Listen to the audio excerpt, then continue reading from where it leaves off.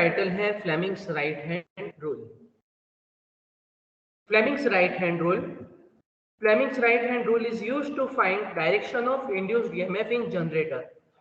दोस्तों हमारे मशीन्स में जनरली दो रोटेटिंग मशीन हम लोग देखते हैं, एक मोटर है, एक जनरेटर है। मोटर का आउटपुट मैकेनिकल एनर्जी होता है, जनरेटर का आउटपुट इलेक्ट्रिकल एनर्जी होता है। तो अभी हम जनरेटर का जो प्रिंसिपल है उस पर एक बात करेंगे। जनरेटर का प्रिंसिपल हम कहेंगे फ्लेमिंग्स राइट हैंड रूल। उससे क्या पता चलता है, आपका जो इंड्यूस्ड ईएमएफ हुआ वो इंड्यूस्ड ईएमएफ की डायरेक्शन कौन सी है। Keep your first finger, middle finger and thumb of right hand perpendicular to each other. आपकी जो पहली उंगली, दूसरी उंगली और अंगूठा, तीनों को आप एक दूसरे से 90 डिग्री पे रखिए। If the thumb is in direction of motion, आपका कंडक्टर जिस डायरेक्शन में घूम रहा है उस वो डायरेक्शन में आप अंगूठा रखिए। First finger is in direction of field, field की डायरेक्शन में पहली उंगली को रखिए। The second finger will show the direction of induced EMF. आपका जो दूसरा फिंगर है वो आपको इंड्यूस्ड ईएमएफ की डायरेक्शन बताएगा। वापिस आपके लिए एक बार पढ़ जाता हूं।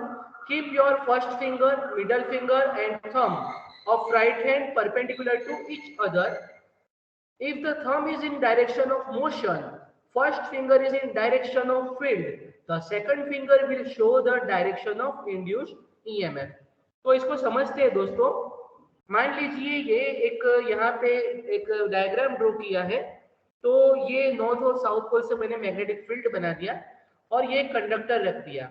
तो आपका लॉ क्या कहता है वो पहले, उससे पहले बेसिक चीजें समझते हैं। बी हमारा मैग्नेटिक फील्ड है, एल हमारा लेंथ ऑफ द कंडक्टर है, वी वेलोसिटी है, जो वेलोसिटी से आपका जो कंडक्टर है वो मूव हो रहा है उसकी बात है।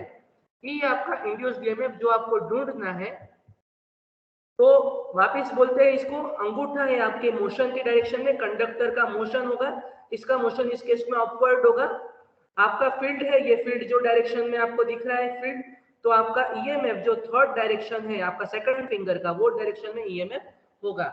इसका मतलब अगर मैं ये कंडक्टर को ऊपर ले जाता हूं तो मेरे ईएमएफ की डायरेक्शन ये फील्ड और कंडक्टर दोनों के 90 डिग्री ये सेकंड फिंगर की डायरेक्शन में होगी। तो ये आपका बेसिक लॉ है। ये आपका ईएमएफ प्रोडक्शन जो होता है जनरेटर में उसकी डायरेक्शन के लिए लॉ यूज होता है। तो हम कहेंगे E is equal to BLV sine theta. Theta है ये एंगल है, वो इसको देखेंगे। ये थीटा है angle between flux and conductor. ये कौन से एंगल पे आपका कंडक्टर रखा हुआ है वो है। तो देखिए वापस एक बार देख लेते हैं।